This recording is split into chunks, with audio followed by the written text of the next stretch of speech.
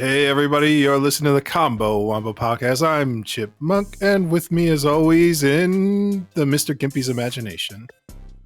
The hell? What's up, bro? You built me up and then you dropped it like a ton of bricks, bro. Yeah, we're all just existing in your imagination. In my imagination. Like, you're making me out to be the crazy person. No, I'm not talking. The podcast this whole time has just been me talking to myself, doing two different voices. Me gaslighting you like the long con of messing with Mr. Gimpy's mind. Got it. It doesn't even get uploaded. It's just, you're just like, oh, hey, people are listening. You know, numbers are up this week again. You're like, oh, nice, man. That's good. Can I see them? No, don't just. Here's a chart. Don't worry about it. It's like, how come when I Google image search this, it's like the same chart? You're like, yeah, you know, it's a popular. That's how popular we are. Yeah, we're the metric of success now on the internet. That's awesome. If you type in chart of success, it's just a picture of you and me with a chart, pie chart. With an arrow through it. It's like you're using two different charts. Like, yeah, for sure. We never took a statistics class. Wait, did you take a statistics class ever? No. I started one and then I like quit halfway through. I don't even know if it was offered anywhere I was. Honestly, no. Like, I was just busy with other real life shit. Yeah, I was just like, I don't got time for statistics, dude. Yeah. I was like, you know what? I'm good. I feel like it's pretty self-explanatory, right? Like a statistic, just in general, because you have like things you're comparing against another, right? And you're like, and here's the stat. Like, I don't know. So is there more to that? Like, do you need a class to compare apples and oranges?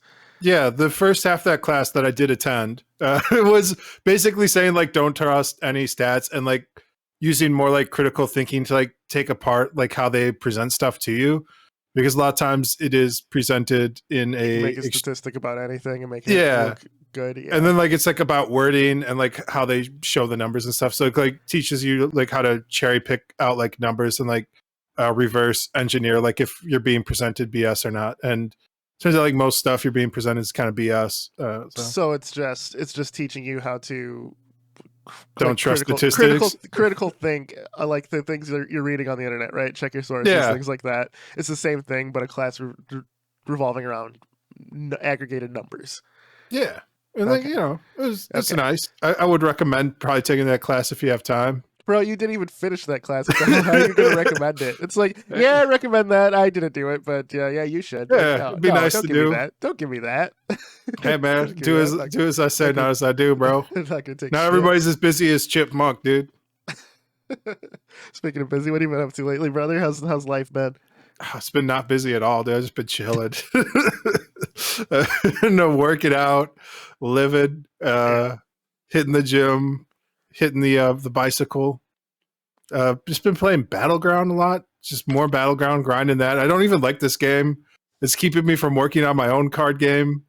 It's really destroying my life slowly. I don't know. I blame Heart on the Table for getting me back in that sauce, dude. Yeah. He's the gateway drug. Yeah, dude. He's like, just try a little, bro. Just try a little Battlegrounds. You're fine. Well, there's no other like card games you can play with your buddy. Like, it's just a chill, casual game out there. I don't know. I'm sure there's other fun, casual games that we could pick up. Battlegrounds itself is basically it's just video poker, dude. It's a slot machine. Turn TFT, right? Like turn-based tactic or whatever. Like, right? Like, kind of like that mode and all of that. I'm pretty sure. I mean, you know what? There's one of the old Magic the Gathering games. I'm pretty sure the current ones do had two-headed monster as like a type where you can co-op against the buddy to go against a powerful like person. I always thought that was fun. Professor and I did that a while back, like years ago. Honestly, now that I think about it, but I was like, if they could continue that was always a good time. I thought. Yeah, I believe they have that in the Magic the Gathering online card game as an option. There's no like phone app for it. Magic the Gathering doesn't even have a phone app that I could find. That's not jank as fuck, I'm sure. Because I'm sure I saw stuff for like your like deck management and stuff. I didn't see anything like the proper game. And they finally just launched that proper game like a few years back, and like I played a little bit of that. That was all right. Yeah. Because I had one buddy who was like super into Magic the Gathering, my old coworker. Sure. Shout out to Jay. He made a bunch of money on the game Stonks, dude. He's like, I made 30K. I'm out, boys. And he quit his job. And I was like, man, 30K. Yeah. He's like, this is it, boys. I made it. And I'm like, bro, you make more money working here, though. And he's like, it's fine. I'll figure it out. He's like, I'm taking the rest of this year off. He's like, I budgeted out. He's like, I got like 2, because he's still living at home with his parents. And he's like, I can budget this out for like 3 years. I'm out, boys. And I was like, yeah, all right, man. All right. And I was like, what are you going to do when you get back? He's like, I can just work for my parents or whatever. I don't know. I'll figure it out. I was like, God bless you, Jay. You savage. You absolute unit of a man. That's hilarious. But yeah, he was deep into... nothing to laugh at, but not for a year. Jesus. Yeah, man. It's, whatever, man. It's different strokes for different folks, man. True. But he was deep into Magic, so he got me playing the online game for a bit. But he was a tournament player in real life, and like he's pretty high level. Like he played like professionals in Vegas and stuff. Like, so he got me looking at like deep into the lore of Magic and all this stuff, dude. And it goes deep, bro. They got books. They got tournaments, dude. They hate Yu-Gi-Oh tournaments and Pokemon tournaments, dude. It's really... I feel like for me with like the TCGs, Magic would be what I would go back and play if I had any interest in throwing a bunch of money on useless crap, right? Like pieces of cardboard. Yeah, exactly. Like I enjoyed the gameplay of Magic, right? I thought it was fun. I thought it was, unique and easy to understand, but the strategy was huge. Cost of living in that game gets ridiculous if you're actually into it. But everyone has to have a hobby. It's different from playing poker versus playing Magic. You're sitting around with a bunch of buddies and just playing a game. That's all it is. But that's what Heart of the Table was telling me. Him and his buddies were picking up the actual cards, and he said he was in about $200 now. And I was like, how much is it going to cost you to be competitive with your buddies, because they're all taking it serious? And he's probably like $2-3 grand is what he is like estimating just to stay competitive. Because I guess it's nice, because if he does like the seasons, like you're locked to a certain sect of cards, so that's better. I feel if we're doing like the current like yearly they're on Commander deck right now. Yeah. So I think that'd be easy. But if he's doing like open, for sure. Seems like they're open, and it's just whatever, dude. So yeah. He's out there living it, dude. Okay. I mean, that's fun. I think like kind of capturing because really I think most of us will play like TCGs when we're younger, right? And a lot of people just kind of drop it when they get older. Some people still stick with it, do tournaments and stuff, or never stop. But I feel it's one of those things where it's kind of like a flash in the pan for most people. But I young man's game. For me, it was Magic, and I remember Magic fondly. But I'm not going to go back to it. It's like trying to be a professional footballer, my dude. For sure. It's a young man's game. You gotta have like the limber mind, the stretching, the muscle building potential, dude. You don't have none of that when you get old. You're just like, I don't know. Yeah, I think that's why I enjoy like card roguelikes, like why I love Slay the Spire so much. To kind of scratch that like TCG itch that I want to play. Like I liked Hearthstone, but I just realized I didn't really care for deck building any longer, and I don't know why. I think maybe I just kind of grew out of it, grew out of the love for it. But it becomes like a math problem, dude. I like doing it in Slay the Spire, though, right? Where I'm like actively building my deck, and it's new. Maybe I should just do draft tournaments or something, It starts like new every time. I think that maybe that's what I'm into, not consistently honing like cards that everyone has. So maybe that's Hearthstone has like a mode like that. Or it's like I think or whatever. Yeah, they have. I think it's like pub or something mode where it's like you just keep pulling like a draft mode like every turn, like you get to like new cards to add to your deck, and that was what I might have to install that shit. Yeah, we played that for a while. That was like what kept us into the game, because like I agree with you, like the major deck building and like trying to get to like legendary was a fool's errand. Like you do it once and then like that's enough, and like most of the time you're just looking up like how do I get to legendary, like what are the deck I need, and then like, you build that deck, and then you just grind out the hours. Guides and shit, for sure. For sure. And then you're just playing against other people who made other decks that they followed off some guide. So like when you get up to like the top, under like 10 ranking, it's just like a bunch of people who are like using the internet meta to try and beat each other in a game of rock, paper, scissors. Right. And like you're hoping like somebody messes up or does poor execution. It's Right, not fun, right. dude. You just put like two spreadsheets against each other.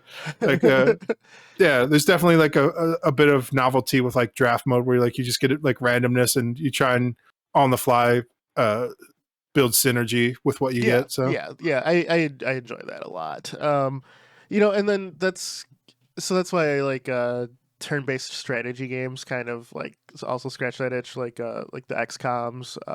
We can go to like Final Fantasy Tactics, things like that, where you have persistence across it. So if you lose a person, you lose it forever. I think that adds like a layer of just anxiety to every move you do. You're like, this could be this person's last fucking journey. I hate that, dude. I can't do it, dude. I love it, dude. I was playing. I'm replaying through Like your XCOM Fire with, Emblems, bro. Like I can't. Oh hell dude. yeah, I love it, dude. I love it. I can't even. I'm replaying through XCOM with my daughter and my wife, who we all built like I had everyone name all the characters, right, and we're seeing who survives through the game or whatever. My daughter's character is still alive.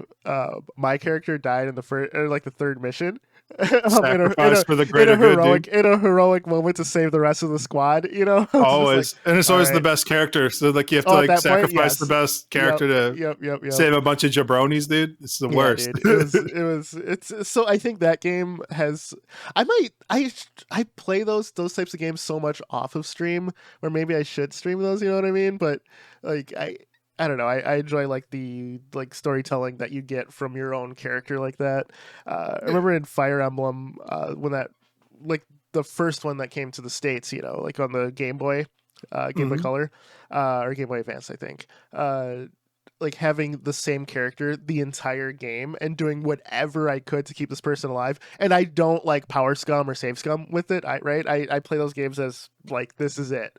This is it, I couldn't get past like the third mission, just the way my build was. Like everyone kept getting wiped and I was like, I can't do this. I can't sacrifice like because like at the previous mission, like my best guy kind of sacrificed and then like I couldn't get past that. And I was just like, I'm too dumb for this game. I can't. Like, I'd have to like restart, like figure it out. Like I'm not good with the strategy. I guess with this, for sure. Speaking of which, I should get that Fire Emblem on the Switch. I keep forgetting. I'm too obsessed with like min maxing, and that like actively works against you in that type of game. Yeah, like I think for me, like the macro strategy of it works really well for me. Like the you're just a general on a field. Exactly. XCOM Chimera Squad was like a faster paced XCOM where you're like busting into like buildings and stuff. You're like the SWAT team basically in the XCOM universe, which was fucking cool. That game was a little faster paced than your normal XCOMs, but I was enjoying the shit out of that. So did they just bleed that franchise to death? Nah. They're I think they're very outside of XCOM the Bureau. They're very respectful to it.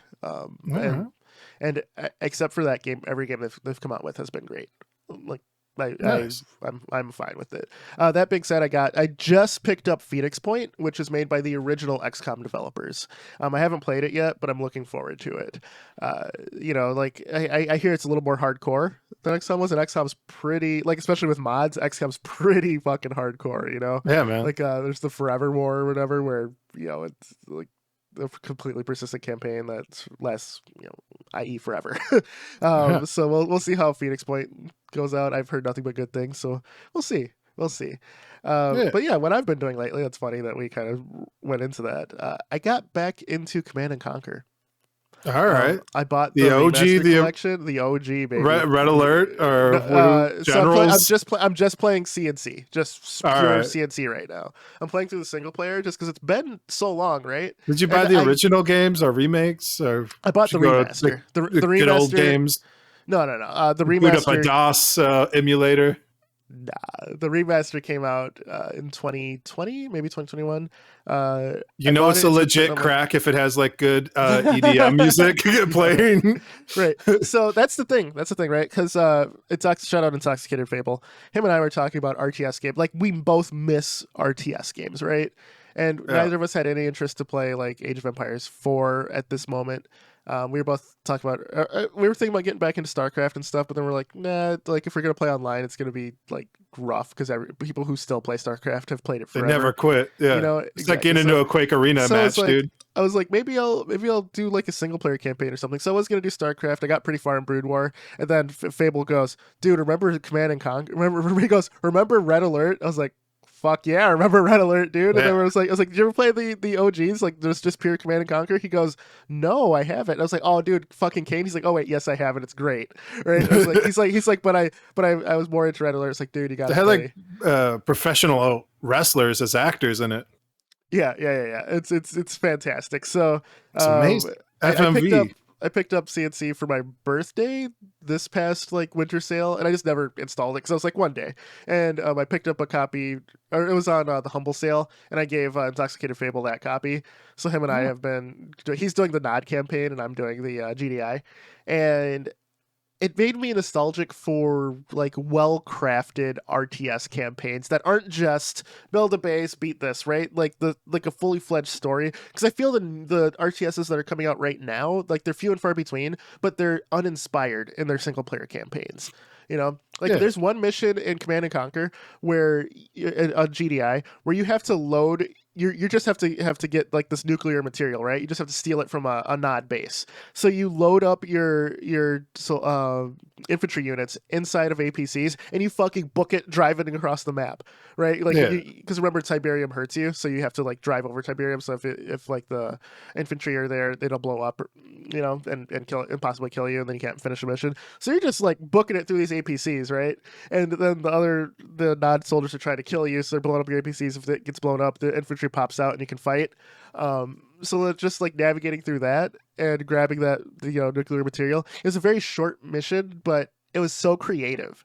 You know, like you're doing an active like gaming thing in an RTS. There was no building required in that mission. It was just pure, just fucking get up and go and fun. And that being said, that's kind of a lot of the missions in Command and Conquer are they're not just pure RTS base building. You know, you have like objectives where you're attacking certain things, and I miss that, dude. I straight miss that. Like even something like StarCraft. You know, a lot of, especially like in the tail end of the game, a lot of it is just purely like base building, managing your defenses, and then going for a specific point, and the story happens through cutscenes or like the end game micromanaging, Kerrigan and stuff. Which, don't get me wrong, StarCraft is one of the greatest games of all time for a fucking reason. I love it, but Command and Conquer always did things a little differently, and that's a shout out to the old Westwood devs, dude, because they definitely left their stamp on this genre, and they are sorely missed. The more I play CNC, the more I'm like, God damn, this is so much fun, dude. What happened, you know? Did a lot with the very little. Yeah, it happened. Yeah. Exactly. So I'm going to do the CNC campaign. I'm going to do the Red Alert campaign. Fable actually went on Origin and picked up the Red Alert collection. So he has Red Alert 2. He's really excited about doing Yuri's Revenge, which, you know, Yuri could control units and stuff. He was very unique. They started getting more into like the gimmick units at that point. It wasn't as bad as, but Red Alert was always like over the top though. So I get it. You know, I feel like Generals is where they like jumped the shark. Where like they were just like their first EA game too. Yeah, it was like their first foray into 3D, but they like simplified and streamlined a lot of stuff. But all you had to do was like build the Goliath tanks and just steamroll everything. That was like the strategy, the min-max is like build 3 Goliath tanks, win as fast as you can. I love Generals, by the way. So it got, yes, that was definitely a meta for a while, but it got so much better balanced after the fact, dude, because that was like what year or like 3 months in, like that's kind of like the strat, right? Goliaths, but it's. And I'm really mostly focused on playing the single players right now, you know, so. It definitely, like, again, they like stripped out a lot of stuff from the game, especially going from like the Red Alert style, but it was also their first try at 3D. So I don't know, maybe it's because of the EA acquisition that they got like such a bad rap for that game. It wasn't. Oh, it's finally remembered now, dude. yeah. Like at the time, people hated that game, dude. It was like once I got bad reviews and everything. Like people are like, "This is horrible. It's the worst Command and Conquer ever." And to be fair, at the time, it was. But like you got like that being said, like they had already created like such a high gold standard for the series. Like it's like, oh yeah, it's like, oh, this isn't a 10, it's like an 8. You know, it's like, okay, well, that's still Right, really good. right. They're like, best they could do is like a B, you know, and they're like, all right, well, you know, C's average, so it's better than average. And like, yeah, but you know, Yeah, yeah. So now, I loved Generals on release, right? But now Generals is remembered very fondly. People want a remake of it or like a sequel. Um, and I think that they only made one expansion for that, and I think like the Generals portion of that franchise can do more because well, the one thing about Command and Conquer is they have Einstein OG. traveling through time to Well, assassinate That's Hitler. Red Alert. That's Red Alert. So Red Alert was so fucking over the top that I want more of it, and I want you Yeah. to go nuts. Like you don't need to continue with the Red Alert franchise. I think that it's in a good spot where it ended story wise. Just give me more wacky shit in a different era. Yeah. Like I enjoy the Give us a over-the-top new wackiness of it. timeline, a different timeline. I'd be fine with it. Yeah, yeah. So yeah, we'll see what comes of it. But I gotta say, like my daytime has been spent playing some Command and Conquer, man, and I am having a blast. So All right, man. that's Just what out we're there doing, man. blasting CNC, man. Yeah, dude. You got any Exactly. And work? the music's so fucking good, dude. Any?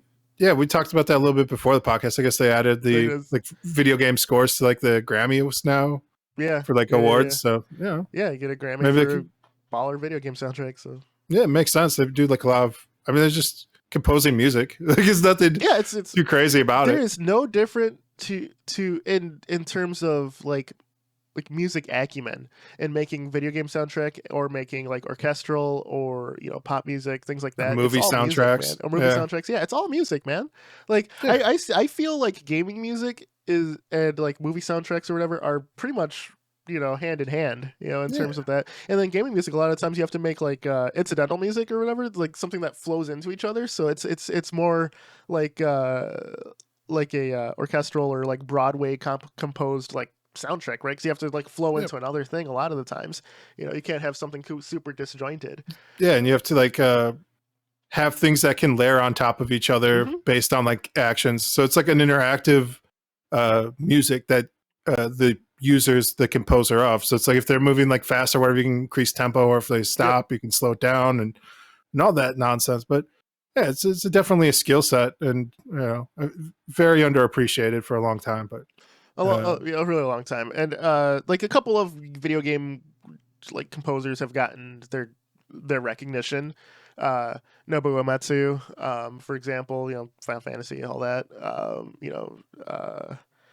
God damn it. orchestral, the One Winged Angel orchestral. Yep. Seem to go around. Dude, it's Hideki Naganuma, Jet Set Radio, Ollie King, all that. He also got recognized. He's basically like where Uematsu is probably like the classical influenced guy in gaming, right? Hideki Naganuma is basically the Daft Punk of gaming, like the Jet Grind Radio, Jet Set Radio, Ollie King. He did the soundtrack for Air Gear, the anime, as well, which was fantastic soundtrack. So he gets recognized a lot too. So good great. shit, man. Good shit. I remember seeing something where they're like looking at old composers for like the NES. And like all of them just like have regular like salaryman jobs now in Japan because like it wasn't like they all went like unaccredited like back then, and they're like just whoever they could find is like some college kid that plays music, and they're like, here, come up with like this soundtrack that everybody recognizes now forever, and they're like, yeah, all right, I can do that, I guess. And now they just like work as a salary dude, so it's crazy. They went from being unaccredited to like now winning awards, man. Yeah, start from the bottom. Now they're here. And previously too, like in that era, like I'll even go like Genesis era, like Michael Jackson famously worked on Sonic the Hedgehog 3, right, and Sonic and Knuckles. He didn't want to be credited because he didn't like the quality of the sound chip, but he still loved the games and still contributed to it. So I think that even then, like musicians were appreciative of the art form. So it's a great thing, man. And I think that you, like you said, they're up for Grammys and stuff. I think that a lot of people will say awards don't mean anything, but I view awards as recognition for work, by like the general public, or a lot of the times, like I actually don't know who the Grammys are decided by. It's not by their peers, right? It's just by like journalism or something. I have no idea. Yeah, I haven't I'm watched a not sure. Grammy ever, dude. Not once. Yeah, because like if you look at acting, like the Academy is like a group of the Academy Award is like a group of people who decide this, right? The Yeah. Academy. It's The usually like a Golden bunch of Globes, old dudes. yeah. The Old Golden dudes. Globes are decided by other actors. So like in my mind, like yes, the Academy Awards is like the top of the top because it's industry recognition, right? But Golden Globes is your peers. Those are your peers voting for you as the best actor. So I can't remember if the Grammys like that. I think Grammys publications. I don't know if there's like a peer vote in music, but I think in terms of like if you're creating something that a peer vote would be better. That's why looking at the Game Awards and stuff is typically journalism that'll vote for that. I think Yeah. other developers voting for other games would be more, meaningful. Yes, sort of. I'd rather be recognized by my peers than by an outside source. That's my thought. It's so many hands on deck though with like something as big as like video game. Yeah, so I don't know, maybe if you just like have like the directors or like the designers vote instead of like the entire studio. Or I guess the whole studio. I mean, we have the internet now. It's not impossible to tally tens of thousands of votes by people. Seems very easy to do. Yeah. Exactly. Barely an Just inconvenience. just food for thought in the future of award ceremonies. I think that's something that people overlook. Because everyone's working and they're putting your notes to your guys. And when you're in the creative field, like Everyone cast one Dogecoin into the fountain. You're only right for your Witcher, the coin for your Witcher. I think when you're putting your notes to your guys, when you're just releasing games, you have like your review score, and then you have like the fan access. But one of the things that I love talking or reading about or seeing about in like old like GDC talks or like postmortem stuff are games other developers are playing. Like I absolutely love when developers are like, "Oh, I'm playing the shit out of this game." Like when WoW was big, a lot of developers were like, "Yeah, this game had to be delayed because we were playing WoW too much." I thought that was fucking amazing. It's people, and I think it humanizes the AAA space more too because let's be honest, at some point, like we have general fandom going, "Oh, why don't they fix this fucking game?" At the end of the day, we're all people. Yeah. We'll have to. It's only It's so like, many- oh, but you're much getting paid time. millions of dollars. No, one person's getting paid millions of dollars for this. Everyone else gets like a normal ass salary, dude. Like, let's be honest. So I think we'll humanize it a little more, and I think we'll be good. People have no understanding of like how budgets work, how much like these video games actually cost to make. Like, it's I mean, like they're paying legit composers and stuff, dude. Like this shit's not free. like they're bringing in an orchestral like 300-piece arrangement of like people who are all also professionals. They need to get paid, dude. Like it's wild. It's wild that people are just like, I don't understand why it's not free. Just do it. Just make this for free, dude. Yeah, it's also difficult because I know people don't like paid for DLC and stuff, right? But it's kind of like the industry we're in. But traditionally, when you were supporting a game past the release life, if that game's not selling anymore, but it has like a big like community that are still playing it, but no one's buying it anymore, that game still would die back in the day, right? It would just be supported by fans afterwards.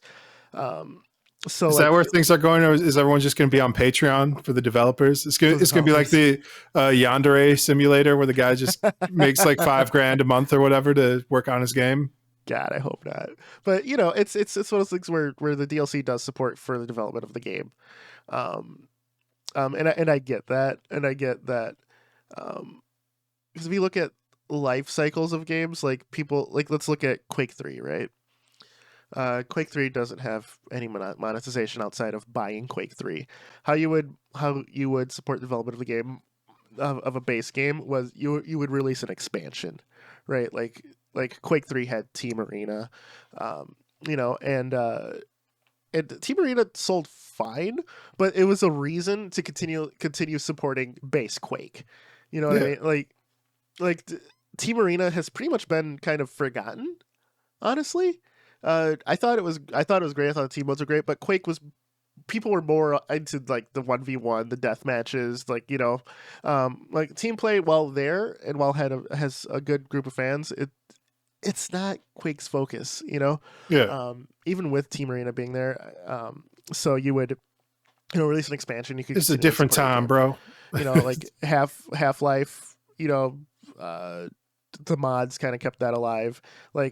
Like OG Half-Life's before now they're releasing patches or whatever for modernization purposes, but before then, like they were done with that game and they were working on the next, and they were making money to support that game by licensing out the engine and having other devs, Gearbox most famously, working on expansions to continually support the OG game.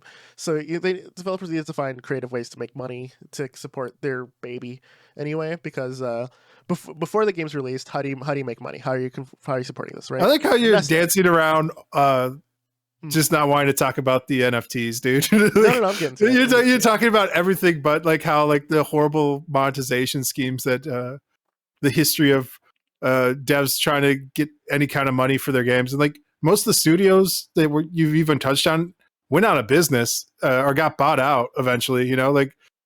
They still exist, but not as they. What, id and Valve? Yeah, like Valve's not really making games anymore, bro. Like, sure they come out with like a game, but like that's not what they do anymore. They just chill.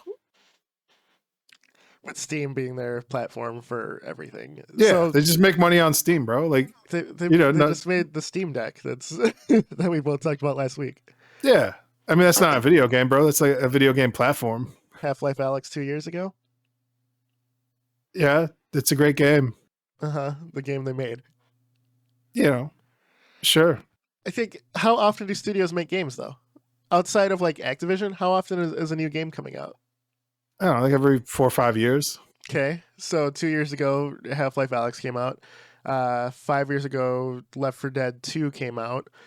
I mean, 2 years before that... 2 years before that, Portal 2 came out. Like every people are like, Valve doesn't make games. It takes time to make games, man. I think people are. I mean, Steam's so big, bro. Right. The team that made like Left 4 Dead was like a team that they acquired, and then they left to make like that. Yeah, and then they made like a new game, and so it's like Evolve. Yeah. I guess like if you buy up a game studio and they finish up the game they're working on, I guess that counts as you.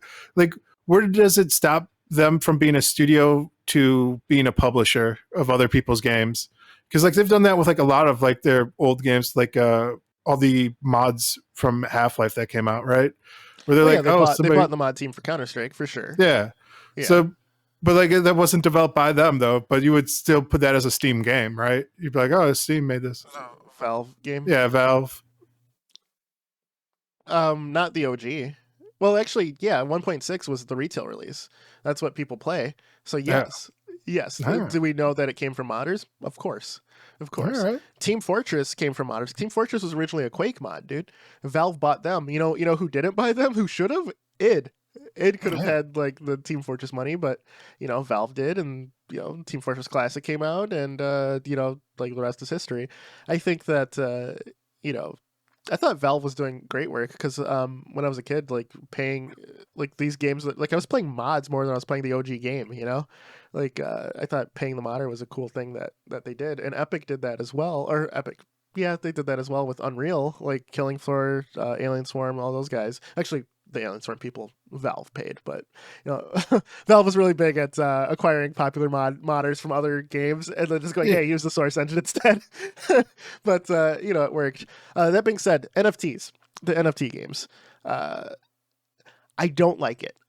Non-fungible tokens. I don't like it at all because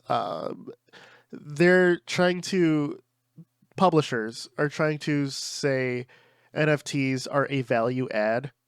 How does it add any value to the game that you're playing? I don't see it. I think it's a outside of the publisher, how is it a value add for the consumer? I think it's just mobile gaming coming to the masses, on PC, on console.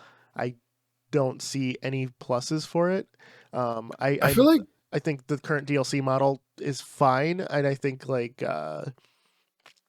just gotta keep back to expansions. Is that just me? I don't know. I feel like they gotta keep relearning the same lesson, because this is exactly what the Diablo game did when they had their open auction house.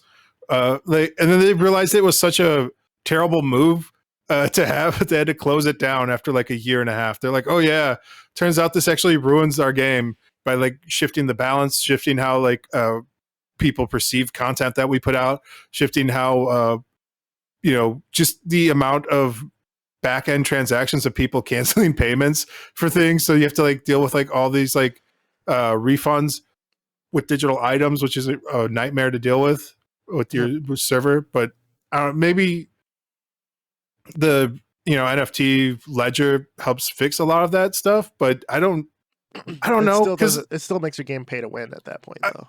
I think it also just makes things way harder as well, because a lot of people will do like spoof crypto scams, and then people realize it, so they'll cancel the transaction, but the money's stuck at the other end of the ledger, and that person can't access that money.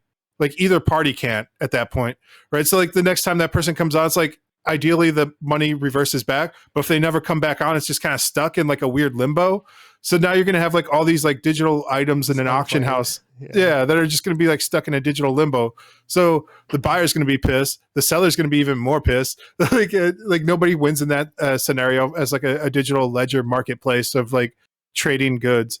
And that's also just assuming malicious intent by one of the parties, right? Like either the buyer or the seller. Right. And let's be honest.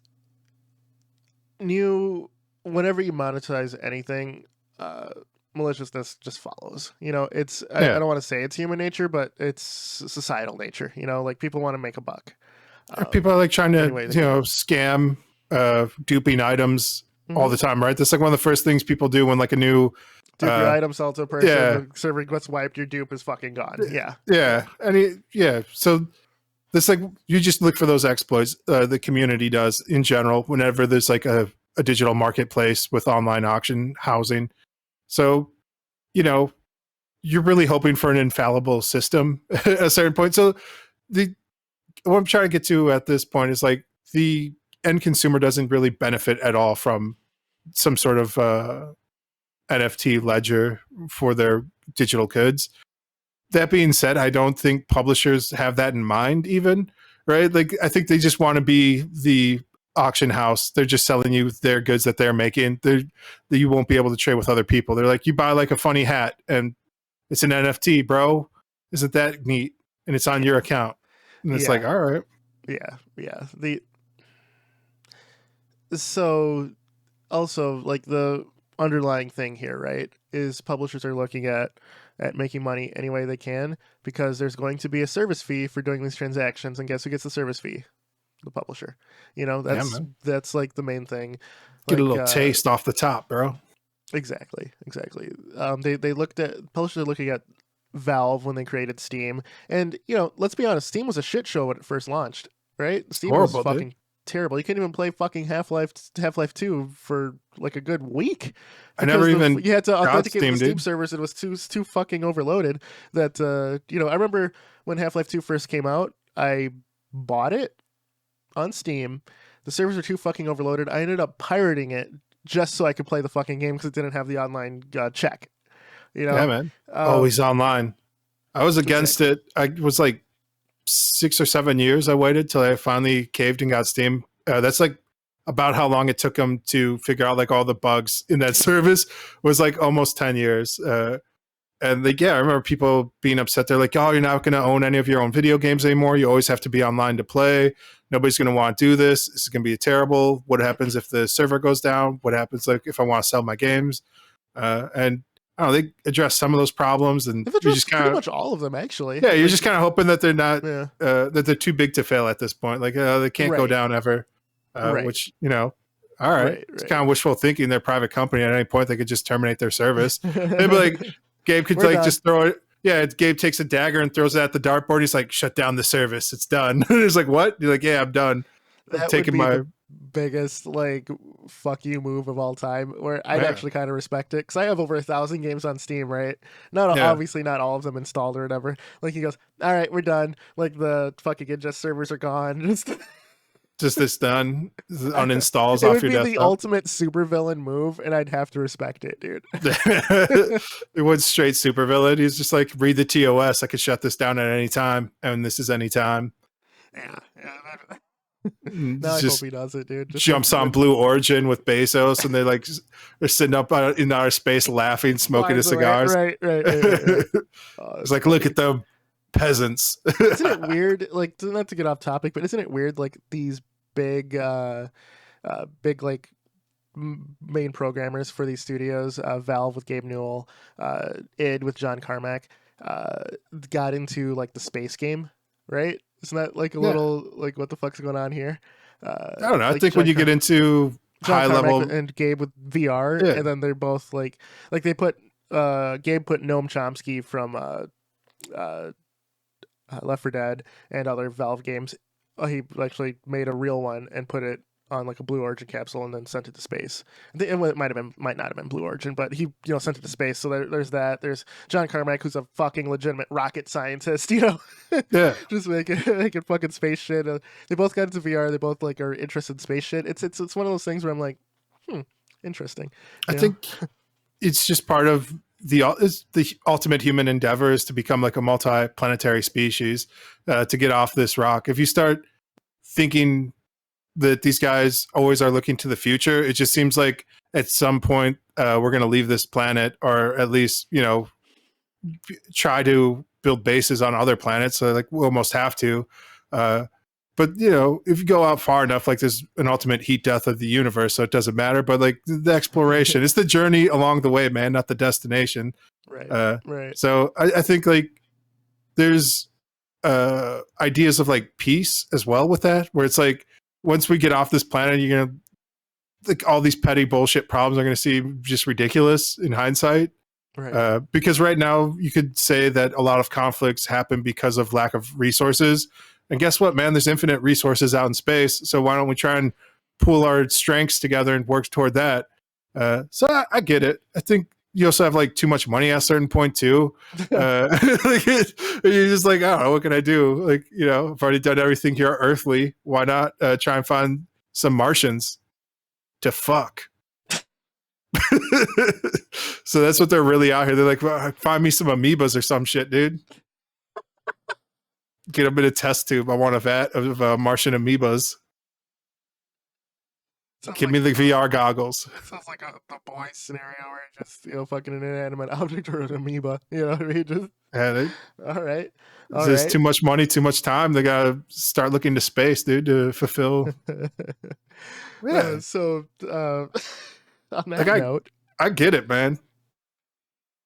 Like I wouldn't go out to outer space. What about you, man?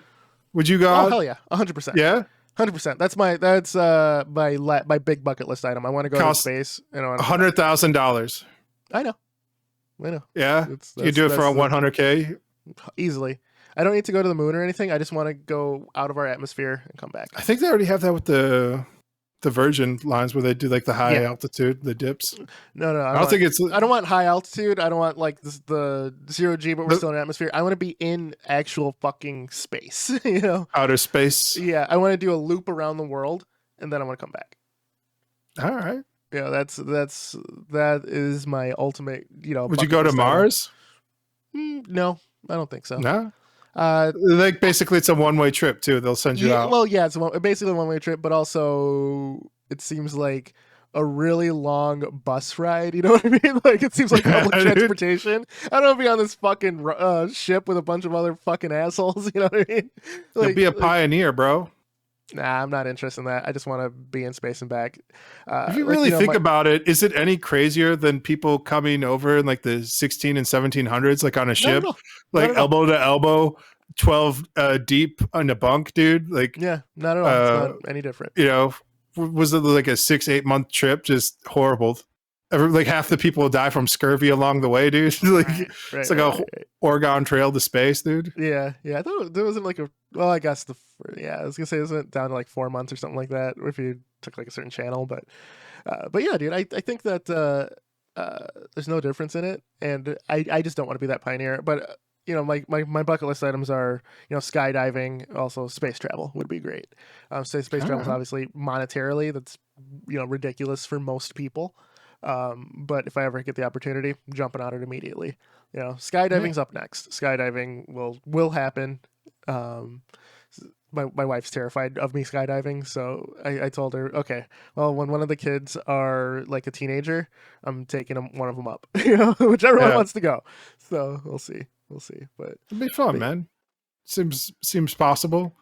For me, dude, 2 chicks at the same time. As far as bucket list items go, I'm not interested in space. Get that, you know what I mean? It is. You would think, but nah. It's it's a work in progress. Figure it out. I was walking home, dude. This guy approached me. He's like, "Hey, man, I got an iPhone. You trying to buy this iPhone? It's a new iPhone. It's unlocked." And I was like, "Nah, man, I'm good." I was like, literally holding my phone in my hand. I was like, "I got a phone, bro. Leave me alone." He's like, "Oh, come on, man. You got kids? I was like, "Nah, I don't got any kids, bro." He's like, "Oh, you ain't got no bitches, bro." And I was like, "Bro, come on."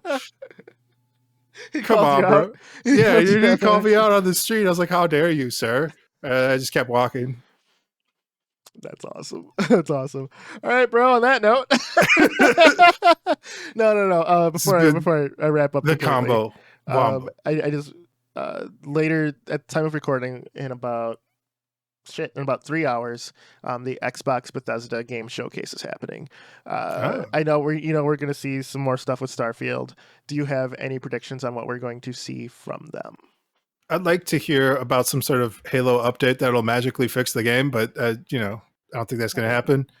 No, I think just more online stuff. I feel it's just going to be like, oh, this is coming to streaming, and this is also, remember these old games for the Xbox? Now they're on the new Xbox. You can play streaming now, and we'll probably add over 100 games to the digital library front. But they have true backwards compatibility already. I feel. I don't know. Yeah, but I think like with the studio acquisitions, they probably have been open more of those library licenses up, so they can just flip the switch and kick those games onto the cloud.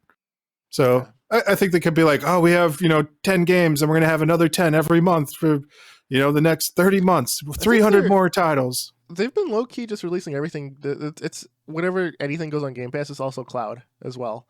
Yeah. So I think it's already happened. I think they're just doing it so it's where it's a norm kind of a thing.